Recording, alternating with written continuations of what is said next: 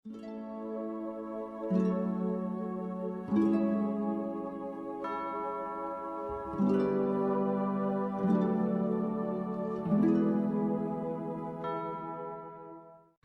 yang terkasih di dalam Tuhan, kita adalah orang-orang yang pasti suka menikmati lagu dengan jenis-jenis tertentu. Ada orang yang suka jenis lagu pop, ada orang yang suka jenis lagu klasik, ada orang yang suka jenis lagu jazz, ada juga yang kesukaannya campur sari begitu ya, kayak bapak saya juga, Pak Warno juga. Ada yang suka dangdut koplo mungkin, saudara. Saudara, ada yang mengatakan bahwa jenis lagu kesukaan seseorang itu menentukan, itu memperlihatkan karakter orang itu. Artikel ini mengatakan orang yang suka lagu pop, orang itu adalah orang yang cenderung suka bersosialisasi, orang yang lembut, tahu cara mencintai diri sendiri. Orang yang suka pop ya. Lalu juga ada yang orang kesukaannya lagu rap, yang ngomongnya apa kita nggak tahu begitu ya, saking cepatnya. Dikatakan orang yang suka lagu rap, dia adalah orang yang cenderung percaya diri, mudah bersosialisasi. Orang yang suka lagu rap. Kalau orang yang suka lagu jazz, ini orangnya katanya kreatif, santai, easy going begitu ya, tahu menghargai diri sendiri. Tetapi saya cari-cari dan saya tidak menemukan kalau orang yang jenis musiknya kesukaannya dangdut koplo begitu ya, karakternya seperti apa, nggak ketemu tuh artikel yang begitu. Tetapi yang jelas setiap orang suka jenis lagu tertentu. Kalau mendengarkan jenis lagu itu bisa bikin hati tenang, bikin hati senang begitu ya. Bahkan beberapa orang merasa bisa lebih fokus di dalam belajar atau bekerja kalau ada lagu yang mengiringi, ada lagu yang menemani aktivitasnya dia. Bahkan beberapa tahun yang lalu juga ada penelitian yang mengatakan lagu-lagu klasik itu sangat baik untuk pertumbuhan anak-anak di usia 0 sampai 3 atau 5 tahun itu. Setelah orang suka mendengarkan jenis lagu, dan memang lagu-lagu itu membawa banyak manfaat ketika kita mendengarkannya. Setelah suka atau tidak suka, sadar atau tidak sadar, hidup kita bisa diibaratkan seperti sebuah lagu yang didengarkan oleh orang lain. Pertanyaannya, kalau hidup kita adalah sebuah lagu yang bisa didengar oleh orang lain, pertanyaannya adalah apa yang mereka rasakan waktu mereka mendengarkan lagu kehidupan kita. Dan lebih penting lagi, kalau hidup kita adalah sebuah lagu, ketika Tuhan mendengar lagu kehidupan kita, apa yang Tuhan rasakan? Setelah di dalam Mazmur nomor 96, di sini pemazmur memulai mazmurnya dengan satu ajakan untuk memberikan pujian, nyanyian kepada Tuhan. Dia mengatakan di ayat yang ke-1 kita membaca, nyanyikanlah nyanyian baru bagi Tuhan. Dan ajakan ini memiliki peningkatan dari bagian-bagiannya. Dari ayat 1 sampai 6 kita melihat pemazmur mengajak umat Allah untuk bernyanyi memuji Tuhan. Ayat 1 sampai 6. Tetapi begitu masuk ke ayat 7 sampai ayat 10, pemazmur bukan cuma mengajak umat Allah, tetapi pemazmur mendorong juga, pemazmur menyatakan juga bahwa ketika umat Allah memuji Tuhan, bangsa-bangsa lain akan turut serta memberikan pujian, memberikan penghormatan kepada Tuhan Allah kita. Dan ayat 11 sampai 12, ketika umat Allah memuji Tuhan, ketika seluruh bangsa turut menyembah kepada Allah alam semesta itu. Ayat 11 dan 12 mengatakan seluruh ciptaan pun, alam semesta pun, semua akan turut bersukacita, bersorak-sorai kepada Allah yang menciptakan mereka. Dan ayat 13, pemazmur menutup mazmur ini dengan satu berita bahwa Tuhan yang kita puji itu, Dia akan segera datang kembali untuk menghakimi dunia dan isinya. Ada peningkatan yang dilakukan oleh pemazmur mulai dari mengajak umat Allah, satu kelompok kecil untuk memuji Tuhan. Tetapi dia menyadari bahwa ketika umat Allah memuji Tuhan, ketika umat Allah menceritakan kebesaran Tuhan itu, maka bangsa-bangsa di sekitarnya akan turut melihat dan pada akhirnya turut menyembah kepada Tuhan. Dan ketika itu terjadi, seluruh ciptaan, seluruh alam semesta ikut bersorak-sorai memuji Tuhan kita. Dengan struktur ini kita diperlihatkan bahwa ketika kita menyanyikan, pemazmur katakan di ayat 1, ketika kita menyanyikan nyanyian baru bagi Tuhan, kita sedang mengajak orang lain, kita sedang mengajak bangsa-bangsa lain, kita sedang mengundang mereka, bahkan kita mengundang seluruh alam semesta untuk turut menyaksikan kebesaran Tuhan yang kita puji itu, dan untuk ikut tunduk di hadapannya. Tuhan yang besar, Tuhan yang akan datang kembali itu. Setelah kita akan melihat di ayat yang ke-1 apa sih yang dimaksud dengan nyanyian baru itu. Setelah kalau dikatakan nyanyian baru, mungkin kita akan langsung terpikir, oh berarti kita tidak boleh hanya menyanyikan lagu-lagu lama, begitu ya. Lagu-lagu yang sudah ada di nafiri rohani kita harus terus diperbaharui, ditambah dengan lagu-lagu baru. Ya, bisa mencakup hal itu, tetapi untuk lebih jelasnya, saudara, mari kita membuka Wahyu 14 ayat 1 sampai 5. Setelah kata nyanyian baru itu muncul beberapa kali di dalam Alkitab kita. Di Mazmur ada beberapa kali, Yesaya muncul lagi, dan terakhir di surat Wahyu. Wahyu 14 ayat 1 sampai 5. Mari kita membacakannya bergantian. Saya membaca ayat 1, Bapak Ibu Saudara ayat 2, kita bergantian sampai ayat 5. Wahyu 14 ayat 1 sampai 5.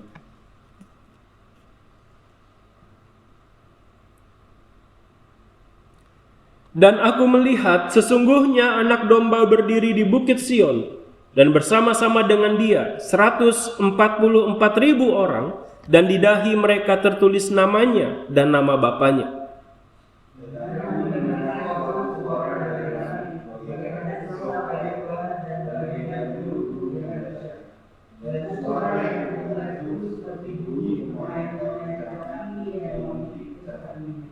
Mereka menyanyikan suatu nyanyian baru di hadapan tahta dan di depan keempat makhluk dan tua-tua itu. Dan tidak seorang pun yang dapat mempelajari nyanyian itu selain daripada 144.000 orang yang telah ditebus dari bumi itu.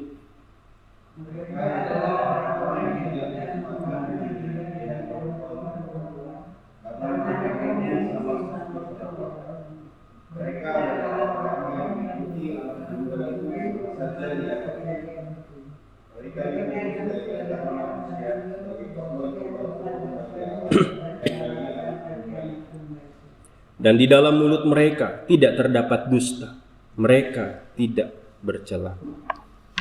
Bapak Ibu, dari Wahyu 14 ini kita diperlihatkan siapa yang menyanyikan nyanyian baru ini. Dikatakan di ayat 1 sampai 3 bahwa nyanyian baru ini dinyanyikan oleh 144.000 orang yang di dahinya tertulis nama Sang Anak Domba dan nama Bapanya. Setelah angka 144.000 kita jangan pahami sebagai satu angka yang genap, yang saklek, bahwa nanti di depan tahta Tuhan itu jumlah orangnya ya segitu tok, 144.000 orang tok. Sudah tidak, tetapi angka 144.000 ini menggambarkan satu kumpulan jemaat dalam jumlah yang besar, dalam jumlah yang genap. Siapakah 144 orang, 144.000 orang itu? Siapa mereka? Setelah ayat yang keempat kita diperlihatkan bahwa 144.000 orang itu adalah orang-orang yang tidak mencemarkan dirinya dengan perempuan-perempuan. Mereka murni, artinya mereka ini adalah orang-orang yang hidup dalam kekudusan. Mereka adalah orang-orang yang mengikuti anak domba itu kemana saja ia pergi. Orang-orang ini adalah mereka yang setia mengikut tuntunan sang anak domba. Orang-orang ini dikatakan juga adalah mereka yang sudah ditebus sebagai korban-korban sulung bagi Allah dan bagi anak domba. Setelah mereka adalah orang-orang yang sudah mempersembahkan dirinya kepada Allah. Ayat yang kelima, mereka adalah orang-orang yang mulutnya tidak cemar. Mereka adalah orang-orang yang hidupnya tidak bercela. Ayat 3 bagian terakhir Kalimat terakhir dikatakan bahwa 144.000 orang itu telah ditebus dari bumi itu. Saudara, maka siapakah 144.000 orang itu? Saudara, mereka adalah orang-orang yang sudah mengalami karya keselamatan di dalam Tuhan kita, Yesus Kristus. Mereka yang sudah mengaku percaya kepada Tuhan Yesus. Mereka yang sudah menerima keselamatan dari Tuhan Yesus. Mereka yang sudah mengalami lahir baru, sehingga mereka bukan lagi milik dunia ini, tetapi mereka sudah menjadi milik Allah. Saudara, mereka inilah yang dikatakan menyanyikan nyanyian baru yang tidak bisa dipelajari oleh orang-orang di luar mereka. Saudara, dengan demikian apa yang dimaksud dengan nyanyian baru? Nyanyian yang hanya bisa dinyanyikan oleh 144.000 orang ini. Saudara, nyanyian baru yang dimaksud dengan nyanyian baru di sini adalah puji-pujian yang dinaikkan oleh setiap orang percaya yang hidupnya setia melakukan kehendak Tuhan. Saudara, orang-orang ini bukan orang-orang yang sempurna karena tidak pernah melakukan kesalahan, tetapi mereka sempurna karena mereka terus bersandar kepada anugerah dan belas kasihan Sang Anak Domba. Saudara, dengan demikian nyanyian baru ini tidak terbatas hanya pada lagu-lagu rohani, tetapi juga mencakup seluruh kehidupan mereka, perbuatan mereka, perkataan mereka, pemikiran mereka, hati mereka. Saudara, nyanyian baru ini mencakup seluruh kehidupan orang percaya yang diarahkan untuk memberikan pujian, penghormatan kepada Allah Bapa, Allah Anak, dan Allah Roh Kudus itu. Setelah itulah nyanyian baru. Maka kita kembali ke Mazmur 96. Ketika pemazmur mengajak umat untuk menyanyikan nyanyian yang baru kepada Tuhan, nyanyian baru ini hanya bisa memang dilakukan oleh umat Allah. Makanya di bagian pertama ini dia mengajak umat, mari kita menyanyikan nyanyian baru bagi Tuhan. Artinya mereka diajak untuk menjalani kehidupan yang sedemikian rupa, sehingga hidup itu menjadi satu puji-pujian kepada Tuhan. Hidup mereka menjadi satu lagu yang menyenangkan hati Tuhan. Hidup mereka menjadi satu lagu yang bisa dinikmati oleh Tuhan, karena mereka hidup melakukan kehendak Tuhan. Maka ajakan untuk menyanyikan nyanyian baru ini bukan sekedar ajakan untuk kita bikin lagu yang baru lalu kita nyanyikan di dalam kehidupan kita secara literal. Percuma orang nyanyi lagu rohani tetapi hatinya, hidupnya tidak hormat kepada Tuhan. Tidak ada artinya orang menggubah puluhan, ratusan lagu rohani, tetapi kalau di dalam kehidupannya sehari-hari dia tidak punya rasa takut, rasa hormat kepada Tuhan. Maka ajakan pemazmur untuk menyanyikan nyanyian yang baru ini adalah ajakan kepada umat Allah untuk menjalani hidup mereka sedemikian rupa sebagai penghormatan mereka, pengagungan mereka, pujian mereka kepada Tuhan yang sudah menyelamatkan mereka itu. Ketika kita masuk ke bagian yang kedua, ayat yang ke-7 sampai yang ke-10, pemazmur seperti ingin mengatakan bahwa ketika kita umat Allah menyanyikan nyanyian yang baru itu, ketika kita umat Allah memuji dan menghormati Allah dengan seluruh hidup kita, kita sedang mengundang orang lain untuk menyaksikan kebesaran Allah kita. Kita sedang kita sedang memainkan satu lagu yang bisa bukan hanya didengar Tuhan, tetapi juga didengar oleh orang lain. Dan ketika mereka mendengar kehidupan kita, mereka diundang untuk ikut menyaksikan kebesaran Allah. Mereka diundang untuk ikut mengakui kebesaran Allah kita. Dan pada akhirnya mereka juga diajak untuk ikut tunduk di hadapan Allah yang maha besar itu, ketika kita menyanyikan nyanyian yang baru itu. Pada tahun 1989 ada satu lembaga pelayanan internasional yang diberi nama Pelayanan Duta Medis Internasional. Tentu pakai nama bahasa Inggris ya.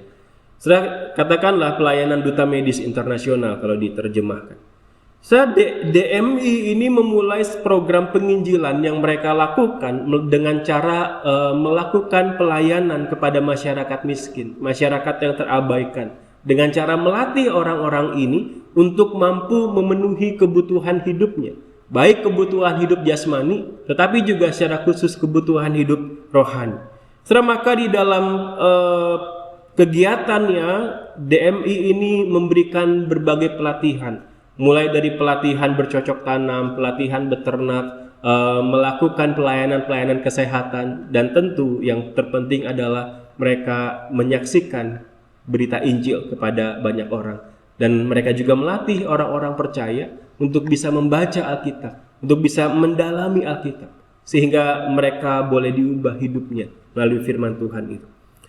Diceritakan lewat salah satu laporan mereka bahwa program pelayanan mereka ini dimulai di 8 wilayah di negara Filipina, di mana salah satu wilayah itu adalah sebuah desa di Pulau Panay yang bernama Desa Igdalaguit.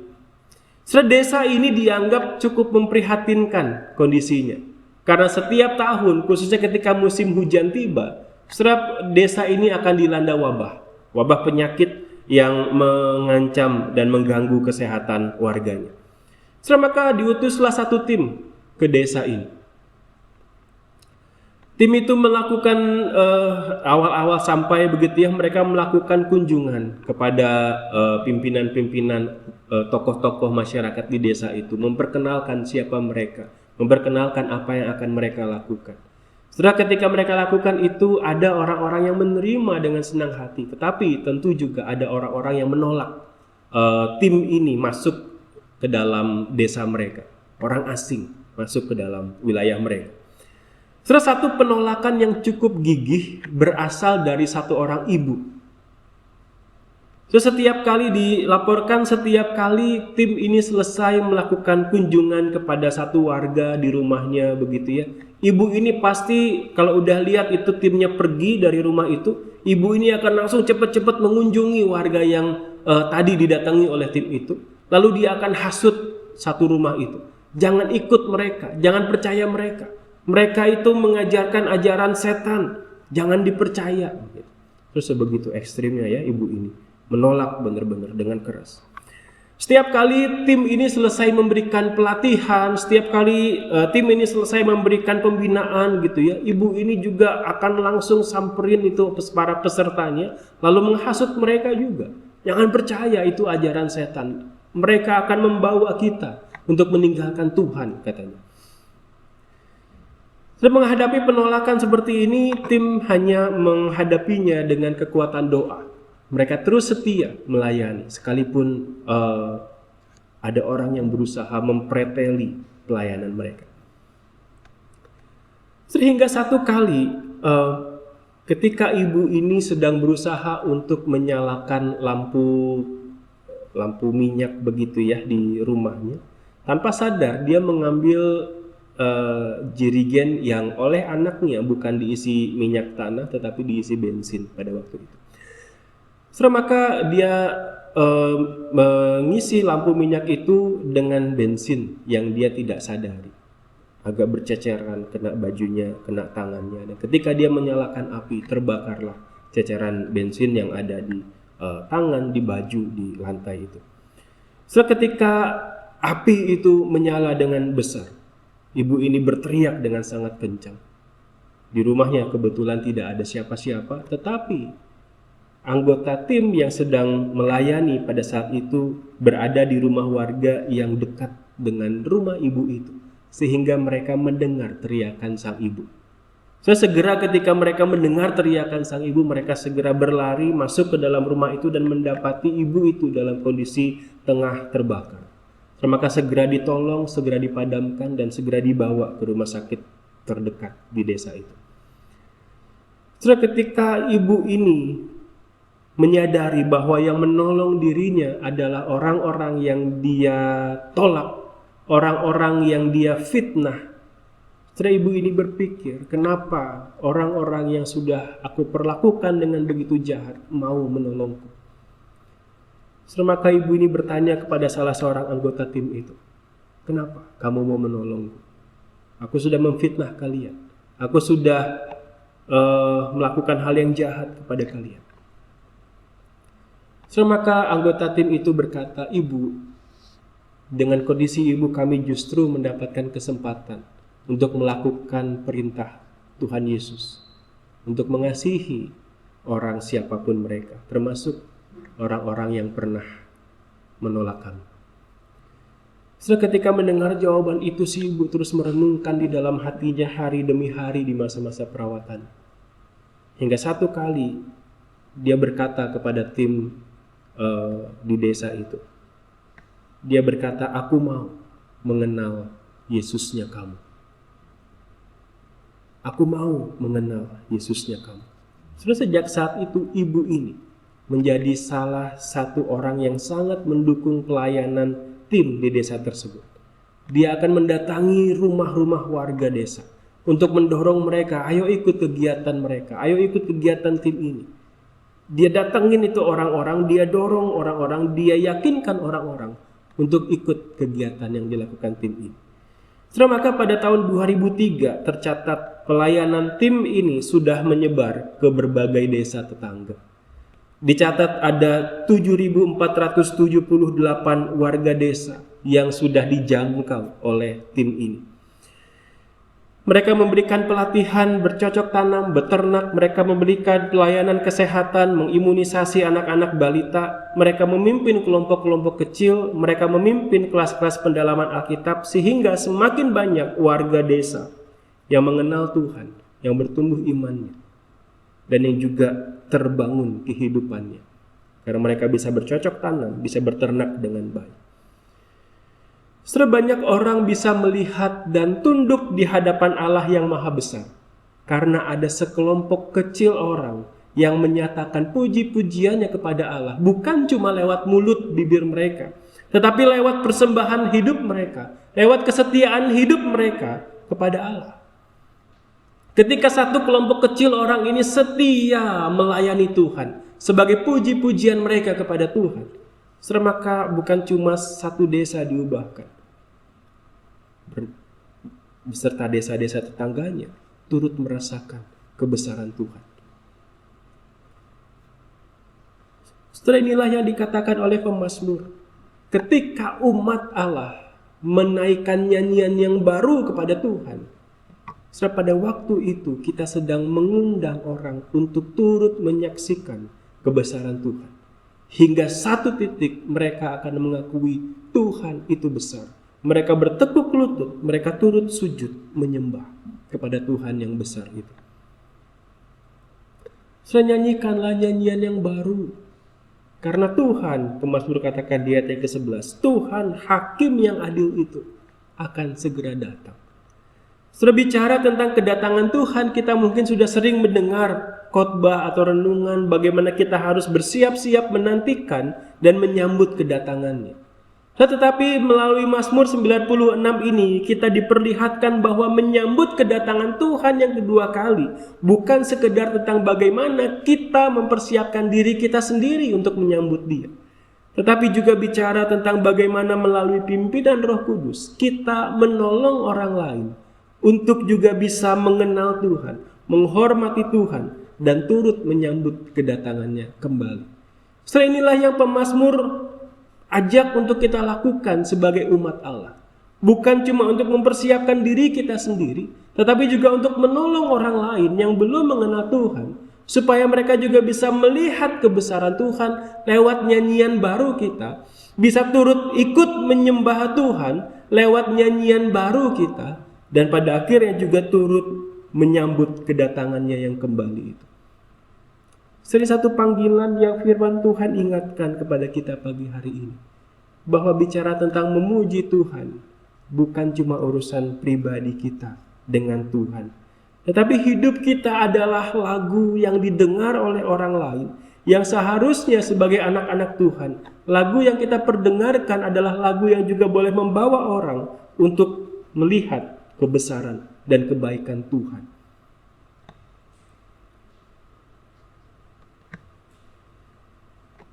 Beberapa dari kita mungkin berpikir bagaimana saya bisa melakukannya.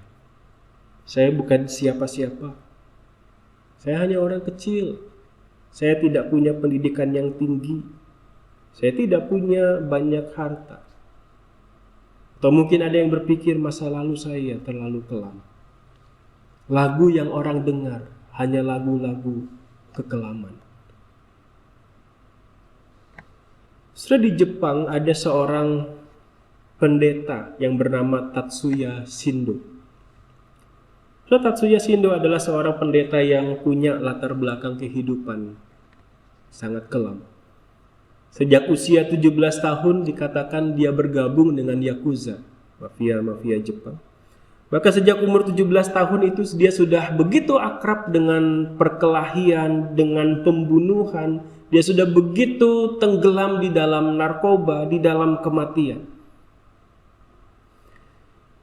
Dicatat di dalam riwayat hidupnya bahwa Tatsuya Shindo ini pernah ditangkap 7 kali, dipenjara 3 kali. Dan sejak dia di penjara yang terakhir itu dia dikucilkan oleh anggota geng Yakuzanya. Dan pada waktu itulah Tatsuya Shindo bertobat dan bahkan menyerahkan dirinya menjadi hamba Tuhan. Tentu sebagai seorang mantan Yakuza, masyarakat tidak menerima dia. Masyarakat mencap dia, ini orang yang kejam, ini pembunuh, ini pecandu narkoba. Setelah masyarakat tidak bisa menerima dia, termasuk pelayanan. Tetapi latar belakang masa lalunya yang kelam itu justru dipakai Tuhan, membuat dirinya bisa masuk dan diterima oleh kelompok-kelompok Yakuza yang dulu bersama-sama dengan dia atau yang dulu berantem dengan dia. Setelah ia melayani orang-orang ini, dia mengenalkan Kristus kepada orang-orang ini. Dia menyampaikan satu pesan bahwa kalau Tuhan mau menerima saya yang masa lalunya begitu kelam, Tuhan bisa menerima kamu. Kalau Tuhan bisa mengubah hidup saya, Tuhan bisa mengubah kehidupan kamu. Sudah dia terus melayani Tuhan dan Tuhan memberkati pelayanannya hingga satu kali sebuah bar yang bernama June Bright. Bar itu kemudian diubah menjadi sebuah gereja yang diberi nama Gereja Kristus Sumibito no Tomo. Gereja Kristus teman orang berdosa. Gereja Kristus buka cabang di Jepang ternyata. Baru tahu ya Bapak Ibu ya. Gereja Kristus teman orang berdosa. Sudah dicatat bahwa Tatsuya Shindo sudah membaptis 100 orang mantan Yakuza. Seseorang yang masa lalunya begitu kelam, seorang yang masa lalunya begitu jahat. Tapi ketika dia serahkan hidupnya ke dalam tangan Tuhan, Tuhan ubah dan Tuhan pakai menjadi satu lagu yang didengar. Mungkin tidak oleh semua orang. Mungkin tidak semua orang bisa menikmati lagu kehidupannya Tatsuya Shindo. Tetapi yang jelas ada orang-orang yang tahu lagu ini.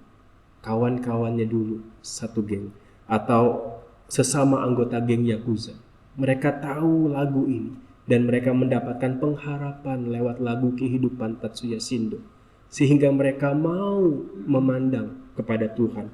Mereka mau turut menyembah kepada Tuhan yang sudah menyelamatkan Tatsuya Shindo ini. Sudah tidak peduli sekelam apa kehidupan kita.